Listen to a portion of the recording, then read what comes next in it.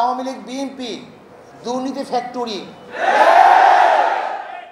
খুনের ফ্যাক্টরি। আবরারকে কারা হত্যা করেছিল?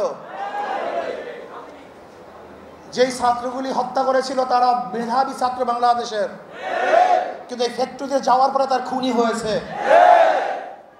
আজকে হাজারো মেধাবীরা এই আওয়ামী লীগ বিএনপি করার কারণে ওরা ধর্ষক হয়েছে, ওরা চাঁদাবাজ হয়েছে। এই দলগুলি এমন এক ফ্যাক্টরি, যদি ফেরেশতাও সেখানে ঢুকে আজাজিল হয়ে বের হবে, সৎ মানুষগুলি ঢুকলে চোর হয়ে বের হবে। যাদের হাতে রক্ত ছিল না, এই আওয়ামী লীগ বিএনপি করার পরে তাদের হাতের মধ্যে রক্তে রঞ্জিত হবে। যারা কোনো মেয়েদের দিকে তাকাতো না, এই দলগুলি করার পরে তারাই ধর্ষক হবে, জালেম হবে, অত্যাচারী হবে, তারাই টাকা পাচার করবে। এমন কোনো জায়গা নাই যেখানে চুরি হচ্ছে না, ডাকাতি হচ্ছে না, দখলদারি হচ্ছে না, চাঁদাবাজি হচ্ছে না। এই বরিশালের এমন কোনো স্থান দেখাতে পারবেন না যেখানে চাঁদাবাজি নাই। আমরা যা দেখছি চাঁদাবাজি যেগুলি আসছে, আপনারা জানেন মিটফুটে খুন হয়েছিল বুধবার, কিন্তু আপনারা যে সাংবাদিক, আমরা দুঃখিত, লজ্জিত। সবার বিবেক মরে গেছে, বাংলাদেশের বিবেক বলতে কিচ্ছু নাই। বুধবার এই ঘটনা ঘটছে, কোন সাংবাদিক এই ঘটনা প্রকাশ করতে পারে নাই, অথচ সবার মাঝে এই ঘটনা ঘটেছিল। নাই একজন বাংলাদেশের সাংবাদিক এই খবর প্রকাশ করার মতো, নাই একজন পুলিশ কেস গ্রহণ করার মতো।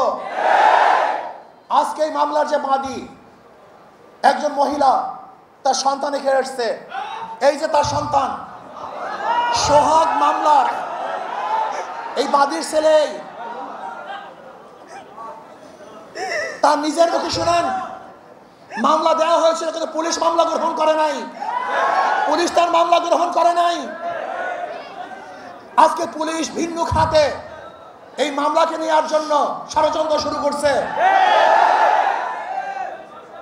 সব জায়গায় চাঁদাবাজি, শরিয়াতপুর বাস সব বন্ধ।